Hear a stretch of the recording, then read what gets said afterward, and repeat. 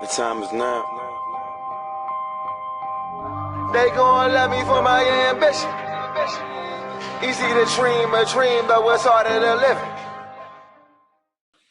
We ready? Kick it off? Go for it, man.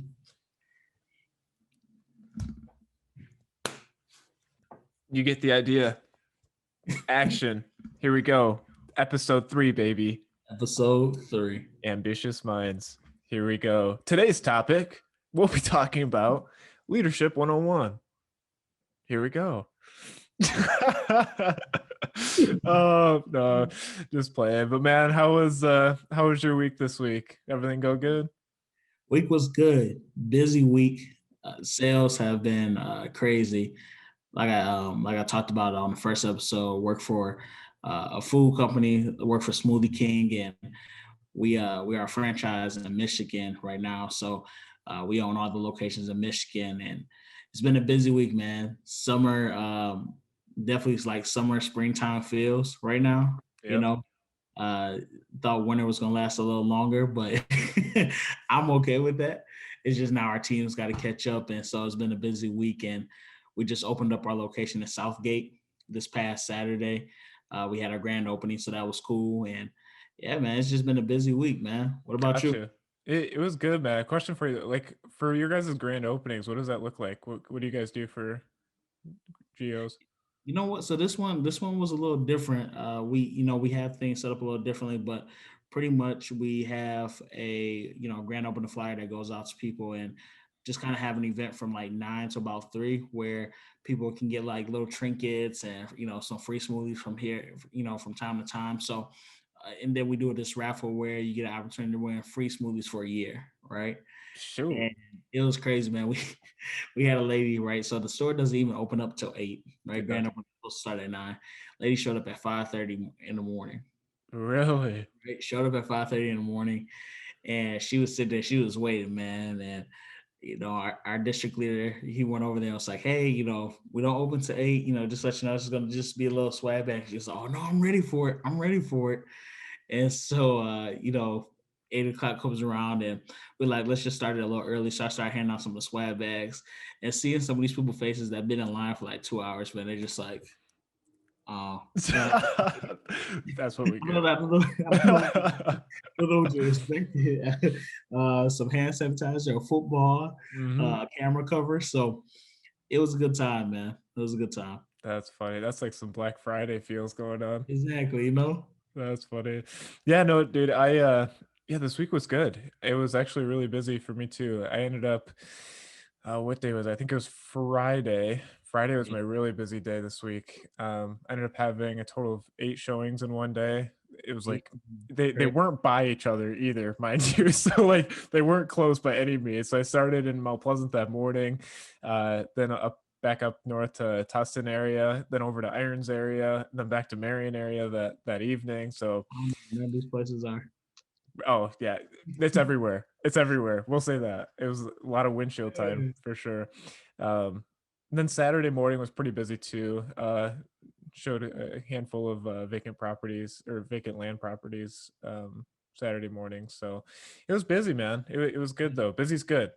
Busy's good. Yeah. So we'll see what happens. Well, what was your favorite house? There was this Victorian style home in Marion that I showed. Old house.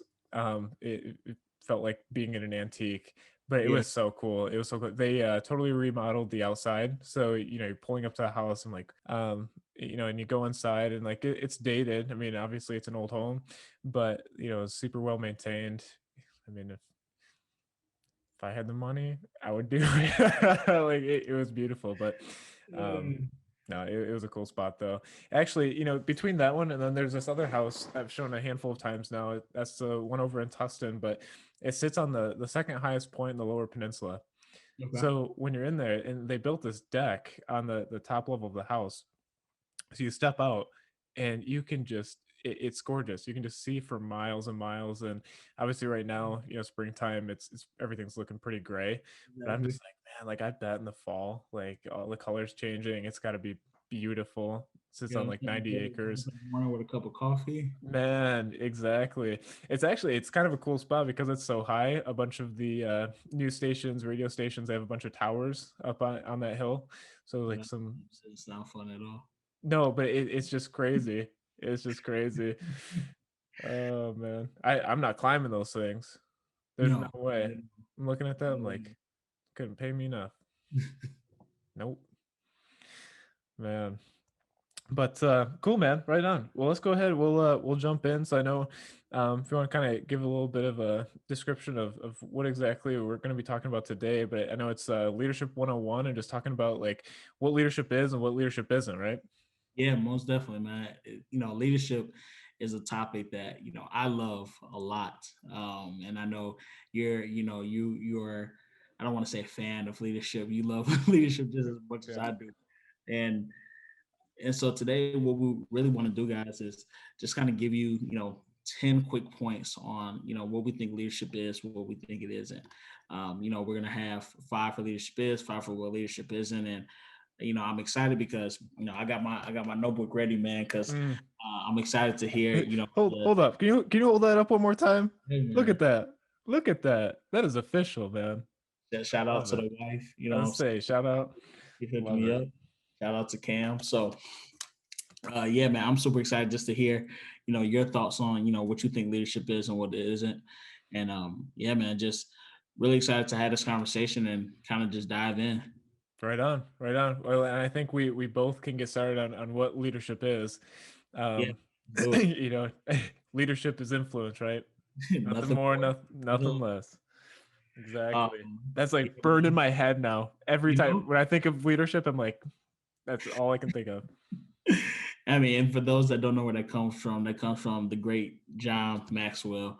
Man, I mean, we've heard that quote so much. Like, if you So don't hear much. that quote at least once a day when talking about leadership, something's wrong. But Hmm.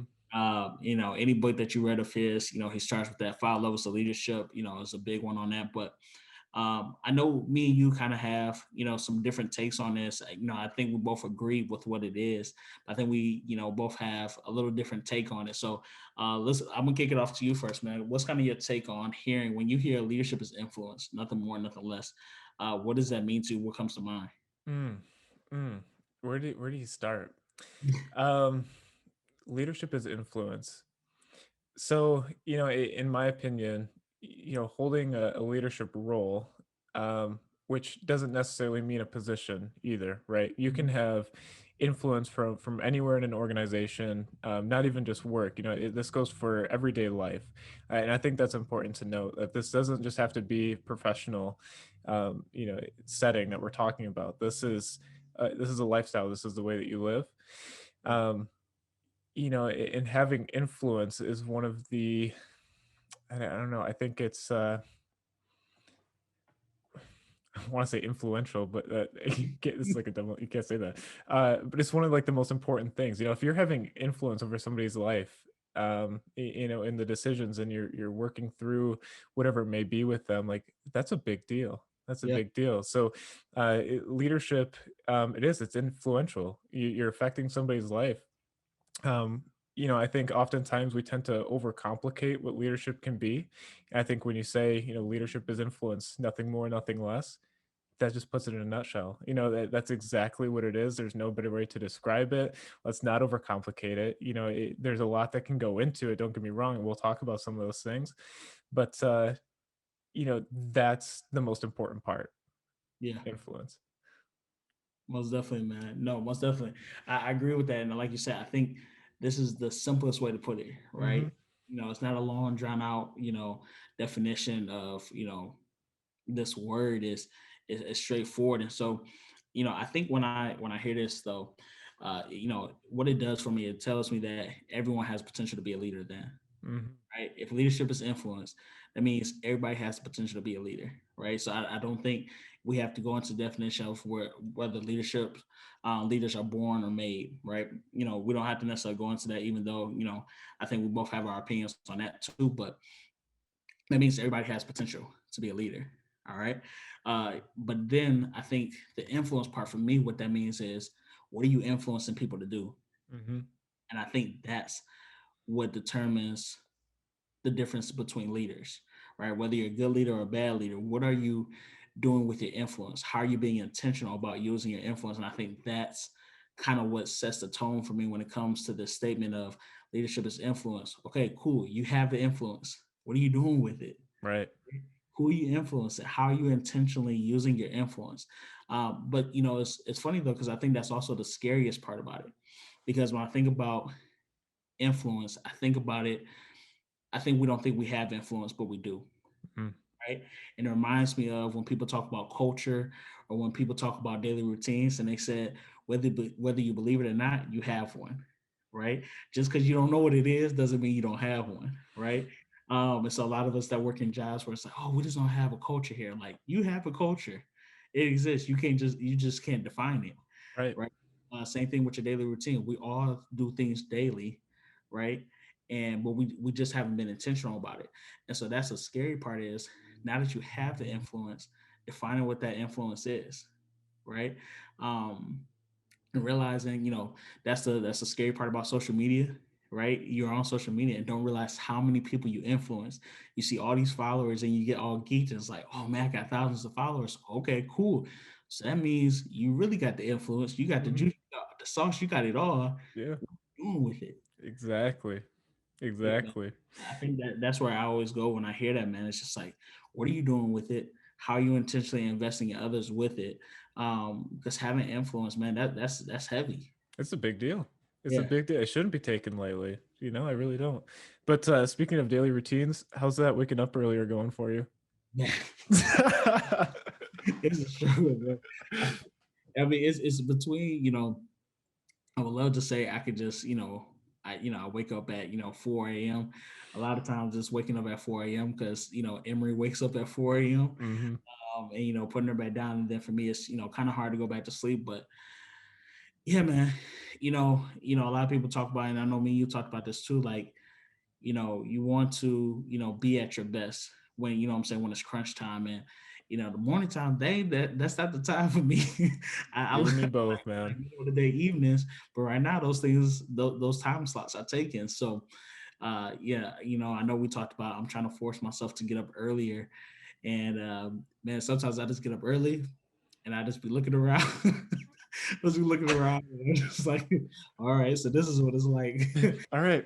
So what now? Yeah. Exactly. Dave, what you got for me? Man, So I love it. I think you're right though, man. And to that point, and I won't take too much time on this, but uh even if I'm not super like productive, if you will, in the morning, I've noticed, when I do wake up early though, even just having that time to like, you know what, prepare for my day, whether it's yeah, mentally, I can make a good breakfast. I can actually sit there and enjoy it. I'm not rushing myself. It's like that right there alone, like sets the tone for the rest of my day. And I feel it carrying on throughout my day. It's like exactly. I feel better. I feel better. So Exactly. even if nothing else, if I don't get nothing done, at least I'm starting my day right. Got my eggs and toast. I'm good. I'm good. Oh, too funny. But yeah, man, I guess I'll well, I guess that was our first is. Let me take it over to what leadership isn't. Okay. Um Leadership is not having all the answers. It's not. And it's being okay with not having all the answers. I Yeah. think a lot of times, especially when you're in like a managerial style position, you feel this pressure of, if somebody comes to me with a problem, I got to know what to do. And Yep. although in certain circumstances, yeah, that probably is true. But being a leader is also being okay with saying, you know what?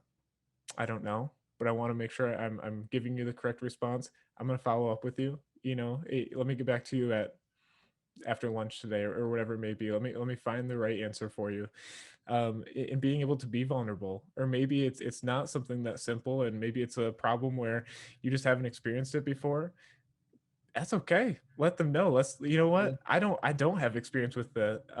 Let's go ahead, let's work through this together. What's your thoughts? And be more collaborative with it. Don't feel like you have to have all the answers, and that's okay. Yeah, man. No, most definitely. It makes me think about when we're working at Planet. Your managers will call you nonstop and just like, here's what do I do with this. Here's what do I do with this. And it's just like, bro, I don't know. Yeah. And I think we get so scared of that, of saying I don't know, because we automatically feel like we're not equipped. Right? Right. And I know we'll get into this because I think, you know, we've done this thing where, you know, when you say manager, okay, my manager, I expect them to be pretty knowledgeable. Well, when I think about leader though, I expect my leader to be knowledgeable to a certain extent, but I think I expect them to be more vulnerable with me and just say, hey, I don't know. And like you said, I'm gonna find out though. I'm gonna Right. go get you the answer. I just don't have it, but I'll go get it, or let's go get it together. Right? Exactly. Let's Exactly. let's find the answer together. Or I mean, better yet, how about you to flip the script? What would you do? You Mm-hmm. know what I mean? Like, Yeah. what do you think should happen? And you know, at the end of the day, okay, cool. I might take the bullet for it, but you know, we learned something together. Exactly. And the value in answering a question with a question. Yeah. Man, like it took me a long time to grasp that, but once you do, it creates so much opportunity for not just you, but everybody involved at that point. Yeah. And to your point, I think you're right. When you're looking at like a manager, right? My manager has the answer. It's more direct, and you ask a question, you expect an answer. Whereas a leader, it's more collaborative. It's more, it's deeper. It's not quite so surface, in my opinion. Yeah, you know what? It was funny that you said, you know, at answer with a question, right? Mhm. I think the only time that doesn't work is when you're with your significant other and they say, "What do you eat?" It's like, I don't know. What do you want to eat? That's the only time that doesn't work. Uh, truth, truth. See, that's why it's good for me because I always know what I want to eat. So Exactly. listen, if you don't answer, I already know. So don't worry about it. Oh man. No, good man. That's what's up. All right, so let's hop back for a second. Let's go back to what leadership is. So I heard this quote one time, right? We were in church and I heard this quote. This pastor said this, and it's by a guy named Gregory. For some reason, he doesn't have a last name. Oh, And the quote was talking about scripture. But when I was thinking about it, man, I'm like, man, that really relates to leadership. And so here it goes. It says, scripture is like a river, broad and deep, shallow enough here for the lambs to go wading, but deep enough there for the elephants to swim. Okay. And so while I believe that's 100% true mm, about scripture, I believe that's 100% true about the Bible. I think that's just as true about leadership. And, let me break down what I mean. So I think it's shallow enough that if you're new to this leadership game, right? If you're new to, maybe you just got your first leadership position, man, there's so much fun for you to be had for you to have. There's a lot of mistakes that you're going to make along the way, of course, but there's so many things that you can dig into, right? I think about, 5 levels of leadership if you're talking about books, or how to lead when you're not in charge. There's so many things that you can just dive into, right? And so I think at that point, even though it's not simple, you can have a lot of fun in it, and it's not overwhelming, right? But I do think it is deep enough that even if you've been in leadership for a long time, man, you still have so much to learn, right?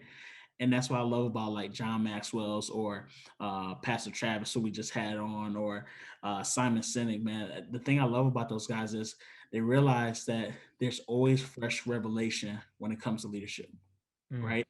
I had I had somebody tell me, they were like, leadership is, it's pretty much the same thing, just wrapped up, wrapped differently or talked about differently. I'm just like, nah, hit or miss. I do think there is certain foundations to leadership that will always be part of foundation. Okay, yeah. I think that part is accurate. Okay, but the thing is about leadership, and this is why I fell in love with it, is because our world is ever evolving.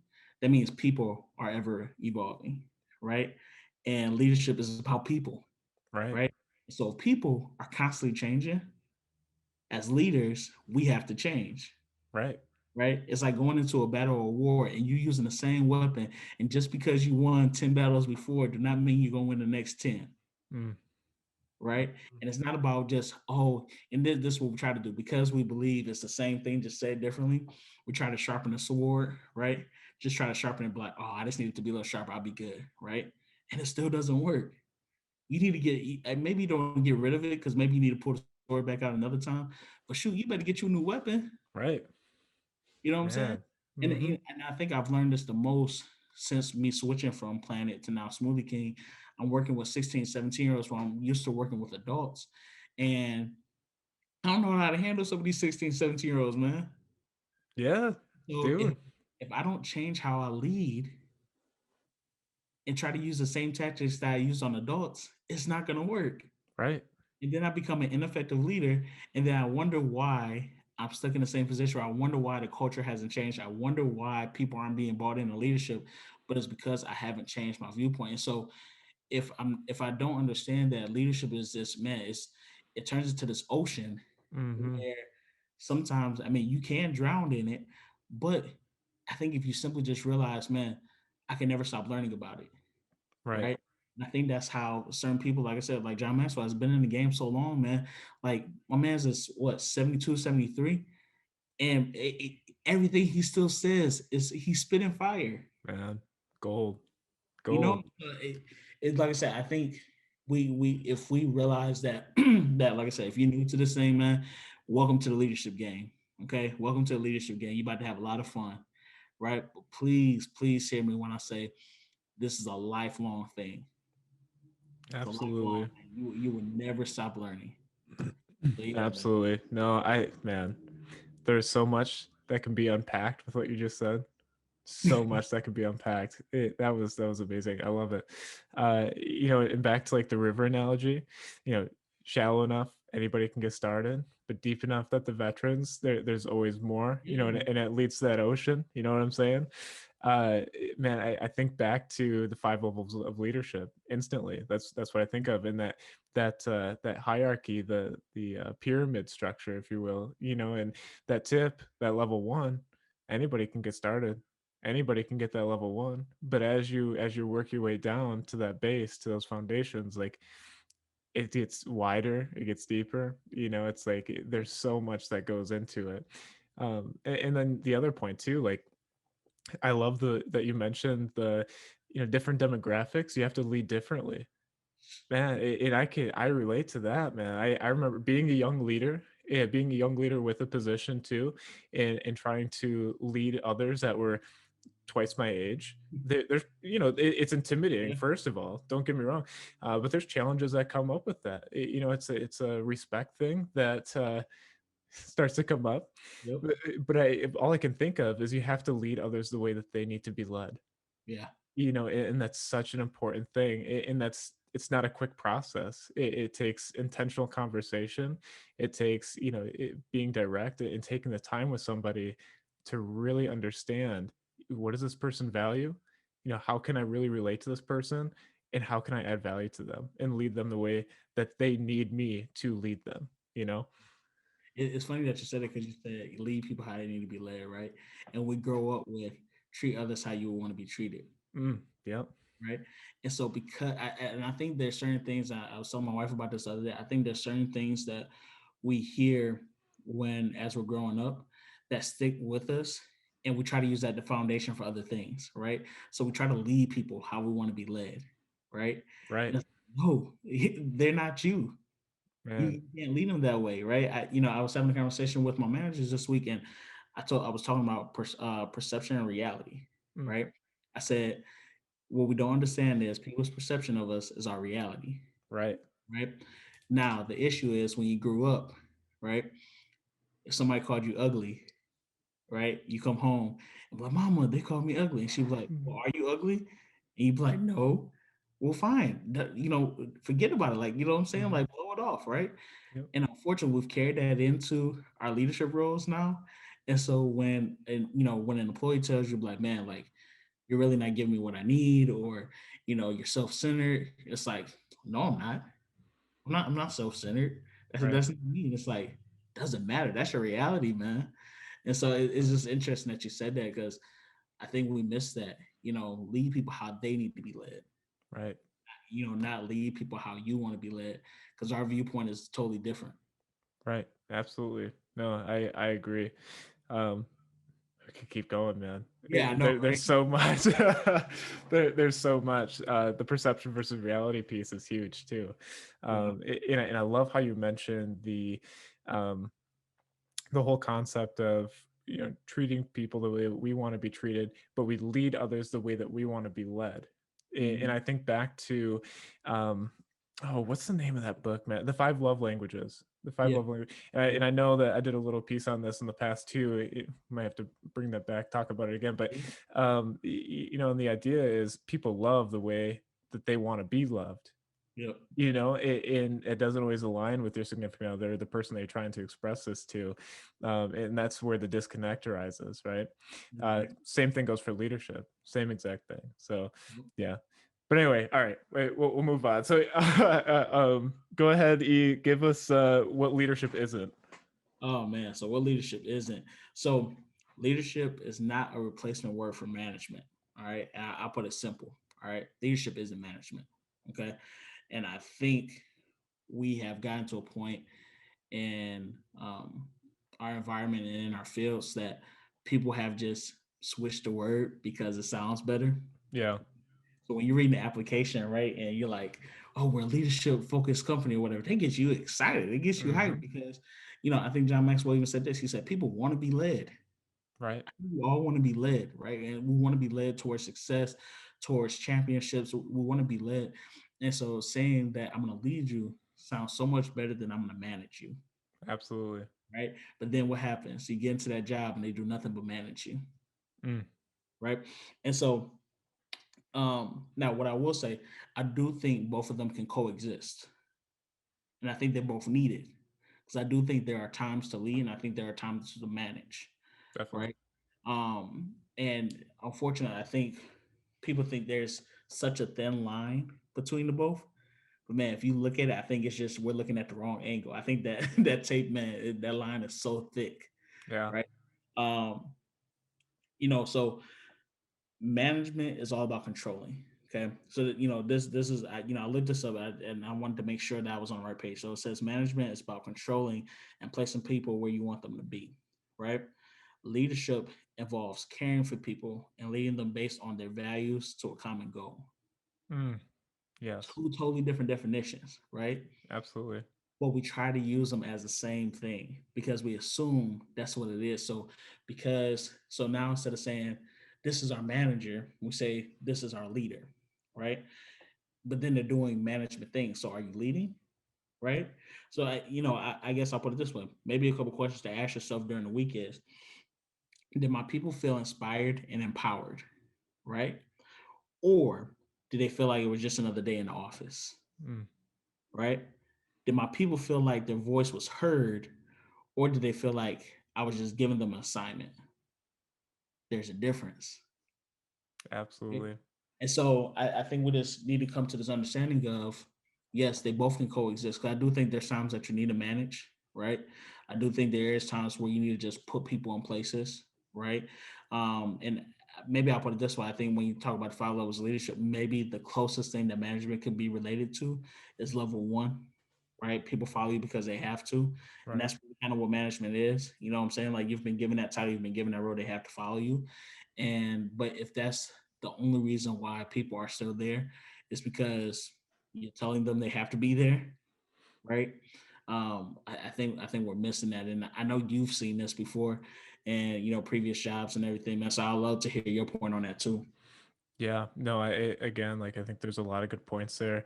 And you're right, because then it becomes fear-based influence, right? When it's only level 1, when it's only positionary leadership, it typically is fear-based. People do it because they want to keep their job, but no, and I love what you mentioned too about, really questioning, what are my people going home with? In that John Maxwell quote of, people don't remember what you do for them, they remember how you make them feel, or it's something along those lines, right? Yeah, and that's something that, especially holding a management position, I used to reflect on daily. It's how are they going to feel? What value is added to them today? It's a big deal. It is. Yeah, man. Well, you give me something. What leadership is? What leadership is. Let's go with example setting. Okay.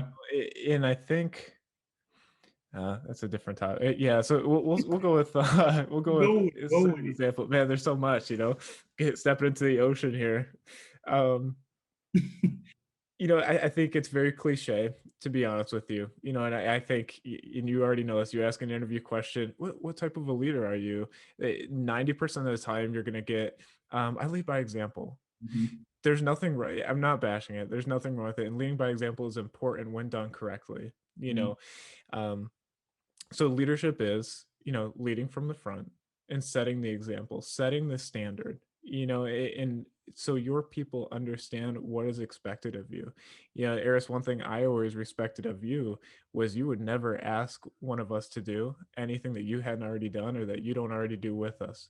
You're in there scrubbing toilets just like everybody else. You know what I'm saying? And that's literally and figuratively. At the time, but that's so important. That's so important, and it's not just doing it, but also doing it well and doing everything that you're asking, with 100% effort. And really showing this is what the expectation is. I think when the bar is set high by a strong leader, others will follow, and you don't want to lower that bar. So I think it's important. I think it can be cliche, and on the flip side, I think this is worth mentioning, is it's kind of a double-edged sword because it can also become a weakness. It can also become a problem, right? If you're such a doer. I was gonna say, not calling anybody out, but no. But when you become such a doer, um, you're setting that expectation. But when you look behind you, who's following.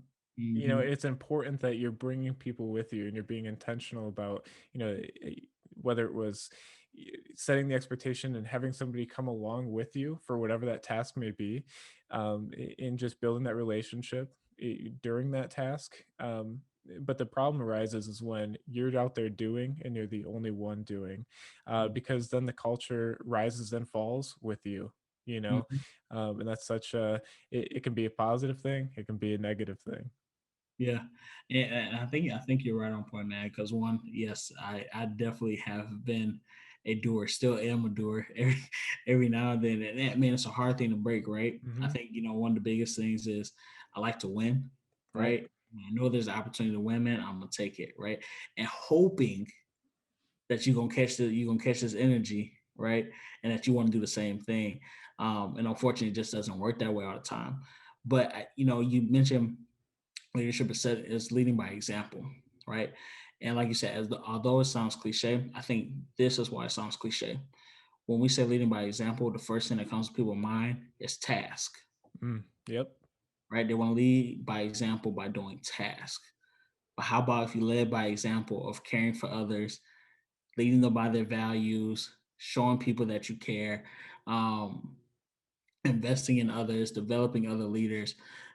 If we showed that and we led by example with that, man, you changed the game because now you uh, get application. exactly, and that goes back to the whole that influence comes from any position, comes from Exactly. anywhere. Exactly.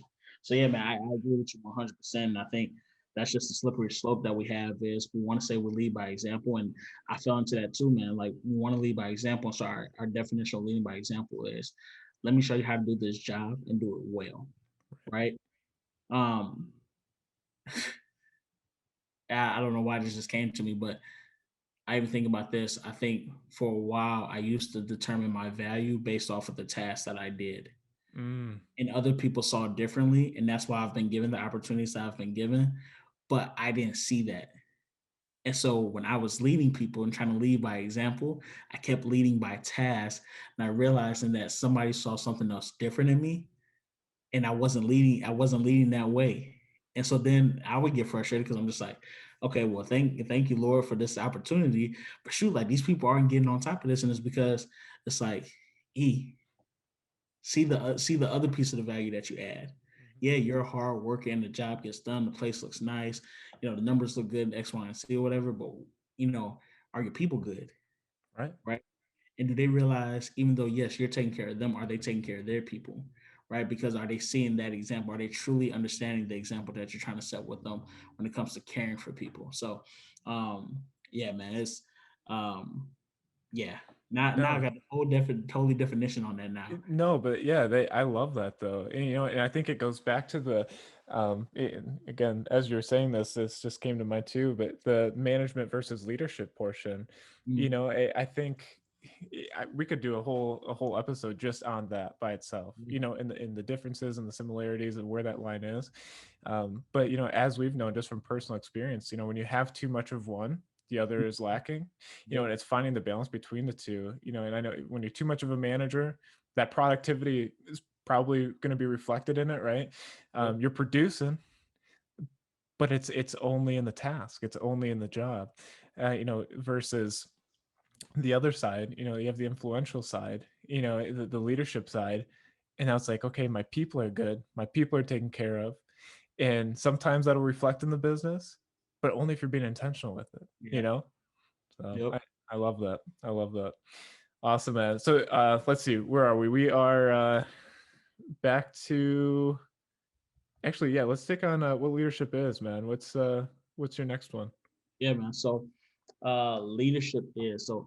I saw this quote by Robert Greenleaf. And it kind of stuck with me. He said, "Leadership is about service to others and a commitment to developing more servants as leaders. It involves co-creation of a commitment to a mission."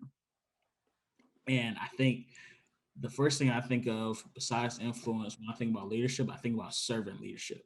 Right. Yep. I never forget we were working at Planet, and one of our employees showed us, I think it was like a car company or something, and it said looking for servants, right? And they were like, Eris, what do you think about this? Like, this is horrible. And I'm just like, and for a second, I'm just like, yeah, yeah, that is a little rough. But then when I thought about Might it, I'm be just poor marketing. Yeah. yeah, it's like wrong verb, especially depending on what side of Yeah. town you're on. Yeah. But then when I thought about it, I'm just like, what if somebody said what I'm looking for is a servant's mentality, Mm, right? mm. I think that would scare people away because one, I think we've only understood one definition of servant, right? And well, I think there is really only one way to describe serving, and that's serving others, Mhm. right? But we just take it in a negative way, right? Because there has been some negative things that have come with that word. Right. But I think like I said, when you think about leadership, it is about servanthood, right? How do you serve others, right? And the best example of this, and when I think about servant leadership, I always think about Jesus washing the disciples' feet. Great example. Top dog. He ain't got nothing. He Hmm. was Jesus. He ain't got to do nothing, man. And he decided to wash his disciples' feet. Right Man. now, I don't know about you. I love you, bro. I don't know if I'm just gonna be sitting up there washing your feet, right? Unless I mean, like, unless you like really needed it, because and you couldn't physically do it. Um, And just so you know, I'd let you. I love my feet rubbed. not I happening. love. But to know that somebody that is Jesus was the pinnacle, Yeah. right? So when we talk about level 5 leaders, he was a pinnacle leader. And knowing that he was willing to wash his disciples' feet, one of the dirtiest parts on their body, to wash their disciples' feet. Um, and once again, leading by example, because then he said, you should do this to each other, right? You should do this for one another. Um, I think that sets the stage, man, because leadership is about multiplication, Right. right? And I think in order to get the multiplication you need, right, it's about how can I teach people how to be of service to others. If I could teach people how to be of service to others, right, and knowing that leadership is not about a title, how many leaders would we have right now, versus how we look at leadership? And sometimes we're asked this in interviews, right? Who have you developed as a leader, Hmm. right? And our first thing is, I think we think about who have we developed into the next role, Right. right? And some people won't get the next role. Let's just True. call it what it is. Some person won't get the next role. Some person might not even want the next role, but True. that doesn't mean you haven't developed them as a leader. Because if now we're talking about somebody that has influence, somebody that can serve others and knows how to serve others well, if you had a team full of that, man, what would your culture be like? Man, the world would be a better place. I'll tell you what. Exactly. Exactly. Man, no, for real, and that's a great. The world needs more leaders. This is important stuff. It really is.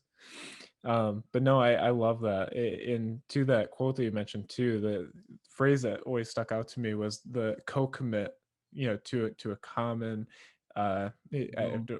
goal. Yeah. Yeah, to a common goal.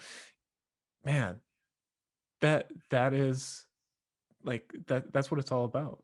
Mhm. When we're talking about influence, we're talking about leadership, all these things, it's to get everybody on the same page and to have influence for a common goal. you know and I don't think it just has to be one. Even if it is just character and people development, if everybody's being intentional on growing each other and themselves, Yeah. that right there, I mean, if we're on the same page, we can all co-commit to growing and developing ourselves to be the best, people that we can be and the best leaders that we can be. Man, that right there is your common goal.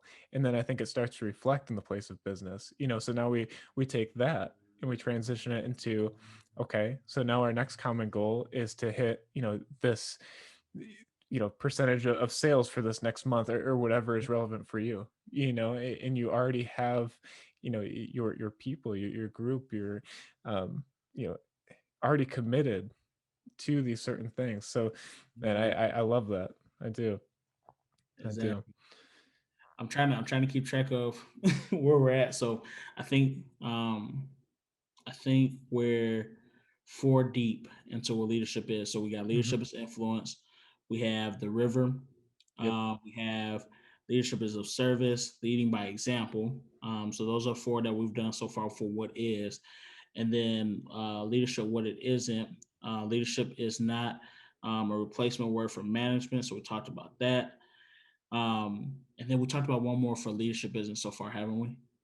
Yeah, yep, so we did. It's not always having the answer. Okay, Not always perfect. having the answer.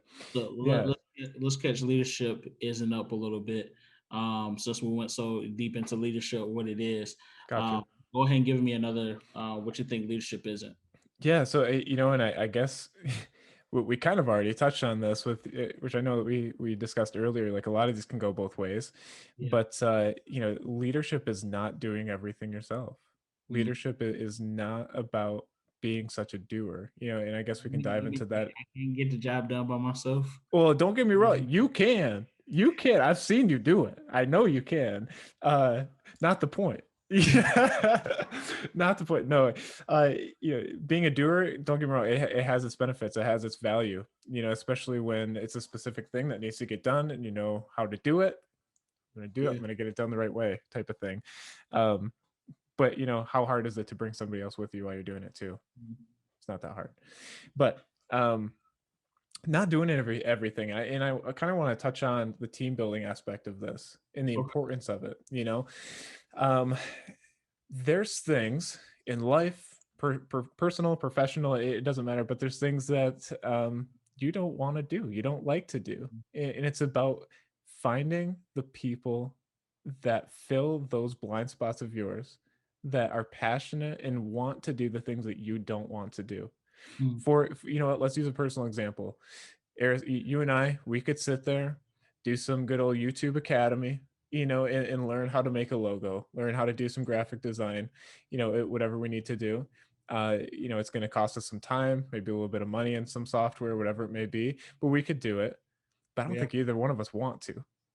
So Yeah. what do? You outsource it. You find somebody who is passionate about graphic design, that loves it, and that's what they do, and that's what they specialize in. And what do? You partner with them. You bring them onto that team, and you leverage their skills. You leverage their abilities. And it's not a negative thing at all. You're helping them live out their purpose and live out their passion, because they're already doing what they want to do. You're just building a team, and Yeah. that's what it's all about. So Brad, there's somebody out there right now that they're asking, well, I don't have money to bring people onto my team, Hmm. right? I don't have money to bring people on my team. I'm, solo dolo right now, Yeah. right? How do I find a balance between what to outsource when I do run into some cash. You know what I'm saying? So, everybody has probably received that second stimulus or about to receive that second stimulus, right? Yes, I mean, that's a perfect opportunity to go ahead absolutely. to build a team. But what do you say to somebody that's like, I just don't have the resources right now, right? Mm, I don't have the resources right now, and I and maybe I'm gonna throw you two questions. So one, okay. I don't have the resources right now. Okay. How do I determine what really needs to be outsourced and what doesn't? And then two, I grew up thinking that I needed to know everything about my business, right? Which I don't think that's wrong, right? How do I balance that? And when I do get people on my team and I am resourcing, how do I not get so involved in their business and their specialties Hmm. that I lose track? Mm, great questions. Yeah, and I think that there's a lot to unpack with both of those. To answer the first one, so hey, I don't have the resources right now. I would say you're wrong. Mm, I would say you're wrong. I would say we live in a day and age, having access to the internet is what you need. And this can be, let's give a specific example. Somebody is like, I just got the stimmy check. I'm mhm, like, I want to leverage it. I want to do something. I want to start a side business. I want to start a side hustle. I don't know how to market. I don't know how to, design a logo, whatever else. So now you're looking at, do I need to outsource marketing? Do I need to outsource a graphic designer to get the stuff going? Now my expenses are going up. You need to look at it's like the risk to reward ratio. It is, I think a good example. What is it that you can spend a little bit of time investing in mm, and figure out how to do it to the extent that you would be comfortable with, understanding that it might be temporary. It's not hard to download Microsoft Paint and doodle up a little logo real quick if that's what you have the resources to do at this time.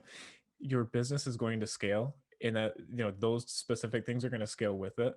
yeah, uh it's about doing, it's about starting.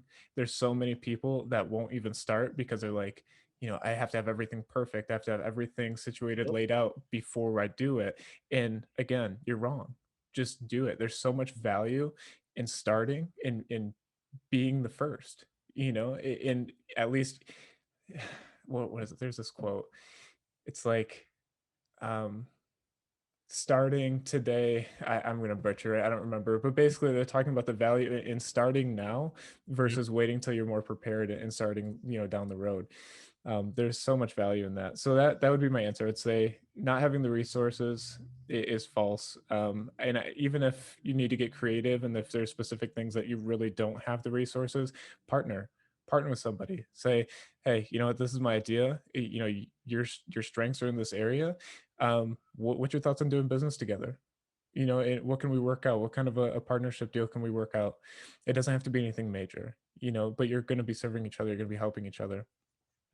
The second question, needing to know everything. Um, and I think a lot of it boils down to trust, and it's about being intentional on that team, that group that you're bringing in with you to partner with. You're being specific and you're being intentional about those people for a reason. And mm, the reason is so you can trust them to, understand and focus on those areas of your business that you don't have the capacity to know everything in. Um, and I think that's, again, it just puts stress on the importance of building that team and being intentional about what it is that you're really looking for in those people. But yeah, I mean, I don't get me wrong, I think it's easier said than done. I think it's yeah, difficult to let go, absolutely. But it's a must if you want to scale to the extent that you would like to. yeah. No, for sure, for sure. Man, those answers are spot on, and I think maybe for this episode, I think maybe we throw some of those links out there of things that we've used, Yeah. some different resources. Because I mean, I think the thing is, guys, like you don't even have to know the person. I think one of the guys that helped us with our intro video, right? I think the kid was like from India or something like that, right? Yeah. Yep. Yeah, you know what I mean? It was like, it doesn't even have to be that, but I think it does go to realizing that relationships are the greatest form of wealth. Mm. And I think we've lost that because we think money, money is the greatest form of wealth, and it's really leadership. I mean, it's really relationships, and having those relationships are the greatest form of wealth. So, I think you're spot on with that, man. I appreciate it. No, those are great questions. And I think, like most things, it's situational. I think it always is depending on the person's situation and what they're going through. But I think for the most part, like you're gonna see that that's true. You know. Yeah. Um, but cool, man. Right on. Well, yeah. Let's stick with what leadership is, and I know you got one more here. Yeah. Well, we got two more, but the last one we're gonna do together. But um, John Maxwell said this. He said, "Leadership isn't based on what we know; it's based on who we are. People want to know, do you care for them? All right." And we've kind of touched on this topic already a bunch of times since we've been on already. But guys, leadership is all about the people. If you don't have people to follow you, you're just taking a walk. You're just by yourself. I mean, the only way that you could be a leader is if you have people, right? Preach. And so if that's the case, right, do those people know that you care for them? And I mean genuinely care, not because and I think we've kind of ran into this sometimes. Do they, do they genuinely care for you, or do they just care for you because they're not getting a call in the middle of the night asking you to come open up their store, or ask, like, do you truly care for your people? And I man, I think we missed the key on that, because what is it? People don't care how much you know until they know how much you care. Right. Right? Exactly. And we missed that. Um, People want to know if you care, right? And caring is not just asking the same questions over and over again and expecting some miraculous answer, right? So, I have to train myself sometimes with these 16, 17 year olds. It's really key not to ask them every time, how's school? Right. It's an easy question, man, right? It's an easy question, but half of them could care less about school right now. Hmm. You know what I mean? Let's just be honest, right? They can care less about school right now, and I keep asking them the same questions, right? They're not going home feeling like, man, my district leader really cares for me. He asks me how school is every single time, and I tell him it Right. sucks, but he keeps on asking. What? You know what I mean? So it's like, Exactly. how do I actually really care for them? Right? Have I done what we've called a value session or offsite? Have I done that with them? Have I found out what's important to them, and then dial in on that? Right. Right? We have one young lady at one of our stores. She's getting into sewing and painting. Right? Okay, cool. Maybe I stopped by Joann's Fabric. I don't know if they're still having classes right now, but I know they used to have them, or Michaels used to have classes, what I'm saying, like to teach people different stuff, whatever. Maybe I just grab the schedule and I go drop it off to her and just like, hey, I happened to drive by and what I'm saying, like thought about you with this. You said these were some new hobbies that you were starting. Man, here this goes. And I can guarantee you that makes her feel more so that I care about her than me just saying, how's school? Mm. Man, Right? that's a great example. Great example. And for those listening, learn your people's coffee orders. For real. Real. Man, that goes a long way. I remember there was one time I we used to do like those weekly questions or whatever, and I Yeah. intentionally put the question of, what's your go-to coffee order? It just to, keep it fun, light. I don't think anybody probably thought anything of it, but I took a picture of the board after it was filled out at the end of the week, and I kept that picture for a long Mhm. time, and I made sure that occasionally, when I would come in, depending on who was on shift that day, you bring their coffee order. You know, Yep. it, you do pay attention. You are listening. But man, tell me a little bit more, because you said this at the beginning. You said the word genuine. And genuinely caring for the people, and I think of authenticity when I hear of Mhm. being genuine. Tell me about that. What does that mean to you? I think the first thing that comes to mind is just being natural. If you're natural thing, like anybody that knows me, whether we're in person, whether I talk to you over the phone, whatever it is, I always end by asking you, what do you need? You need anything? Hmm. Right? I always do.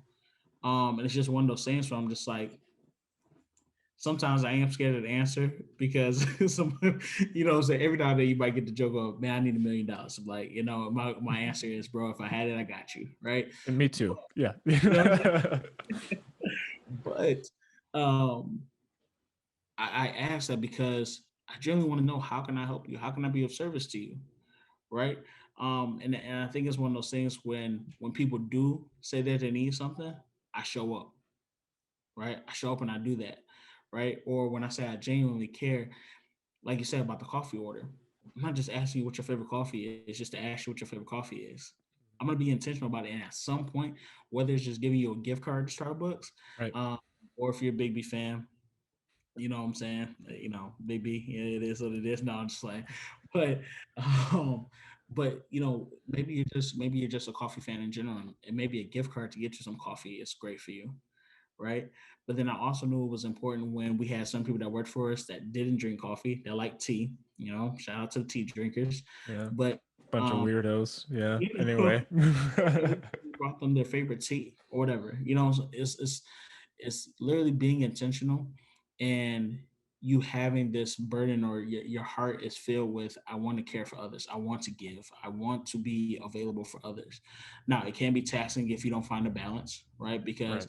then, especially for us doers, you end up doing so much for somebody that either you start to handicap them in certain areas, or you start seeing them take advantage of that. So that that can always be an issue. Um, but yeah, man, I think that genuineness is just it has to be part of your nature. You know, I think it can grow, right? But when it grows, it is frustrating because I think a lot of us, we're more so focused on us. I just put it that way. I think if you want to be genuine, you have to be selfless. Mm. You have to be selfish with your own growth, and you're intentional about your self care, but you have to be selfless in a way that realizing that life isn't about you, and realizing that the better others are, the better you can be as well. Absolutely. So Well said. I love it. I love it. I know we both got a couple more things to wrap it up with. Um, let's go ahead and end with what leadership isn't, so we can leave off on what leadership is. And I think you have what the last leadership is, but Yeah. um, No, great idea. we talked about this leadership thing, and I know something that we grew up on was leadership isn't about IQ, but about EQ, right? And so for those that aren't familiar with these two terms, so IQ is about your intelligence, right? So a lot of people take an IQ test. I don't even know what the highest is supposed to be on that thing. No idea.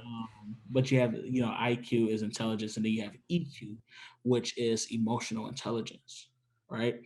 And this is something that's more so of a newer thing, I think, that a lot of people are starting to talk about. Um, but I think when we're talking about leadership, um, you want majority EQ over IQ, right? What I used to tell people in interviews, I used to tell them, I said, I can teach you how to do anything that we do here. That's the easy part. Yep. I can't teach you how to be you. I can't teach you how to care for others. The moment that we have to start teaching character and teaching you how to care for others, right? Man, that's a project right there. Yep. But the task part, that's the easy part. Because if you don't get it, okay, cool, this might not be the job for you, but that doesn't mean I still can't invest in you as a person, right? But if if they're struggling with the EQ part, if they're not people smart, right? How many complaints are you gonna have when somebody has an overdue bill? Oof. You know what I Oof. mean? How many complaints are you gonna have with about your customer service? Because once again, it goes back to that genuineness of genuinely caring for others. If you genuinely care for others, guest service and customer service comes easy for you, Yep. right? But when that's not a top priority, it's a struggle, right? Because you're so focused on, this is my job, this is what I know, right? This is what the script says. I've studied the script, I've studied the agreement. This is what it says. So I know this. This is my intelligence. I'm speaking to you now, right?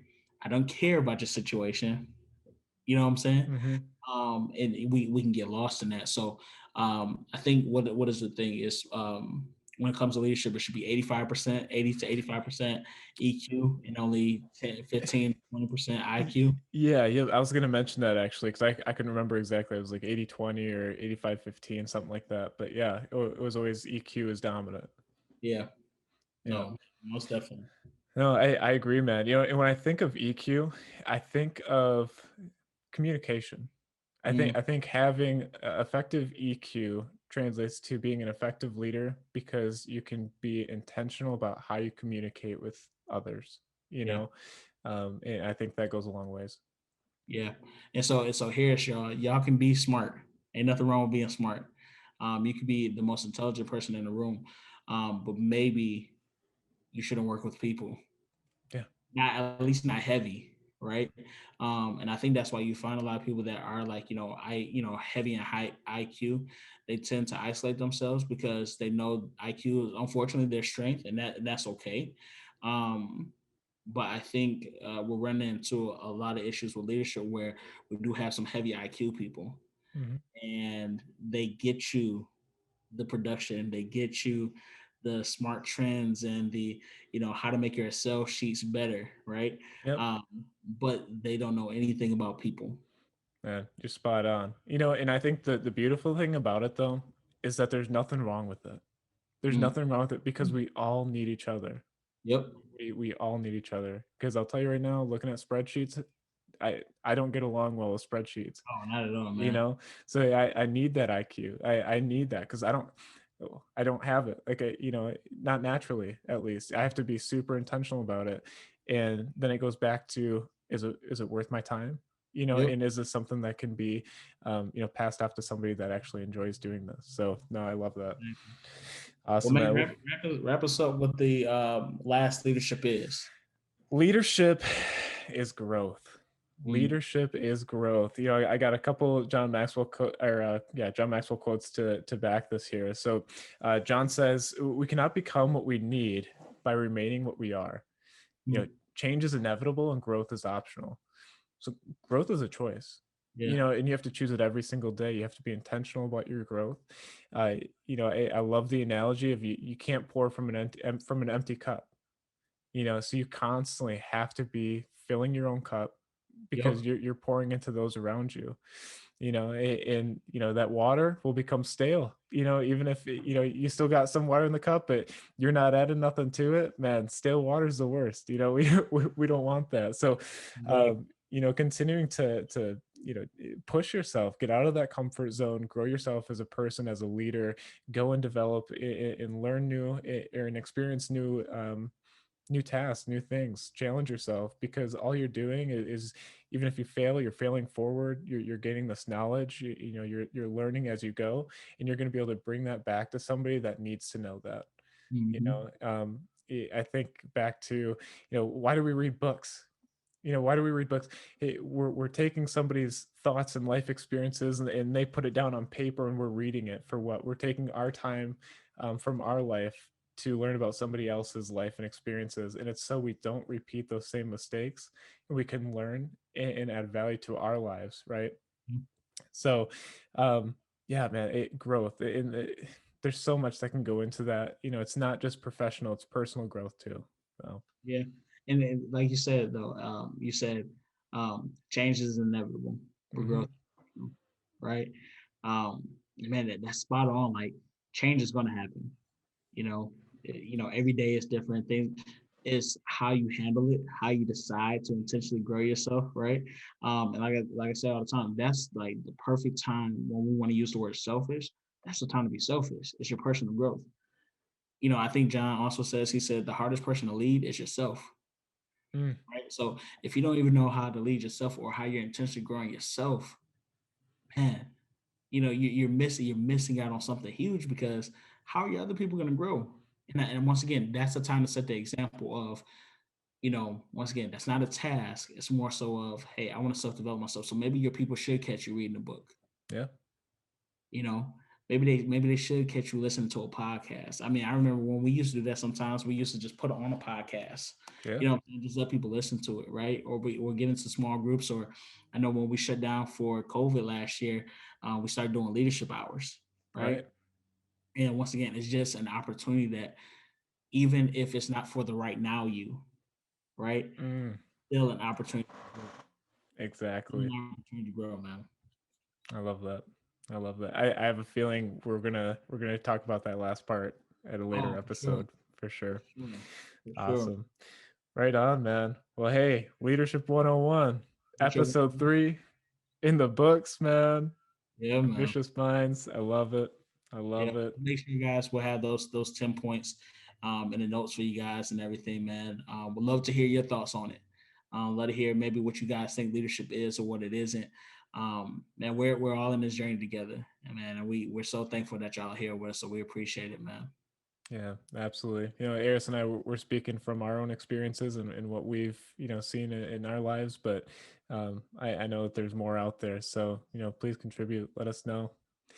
But till next time, man. Until next time. Adios. Ambition is priceless. It's something that's in your veins.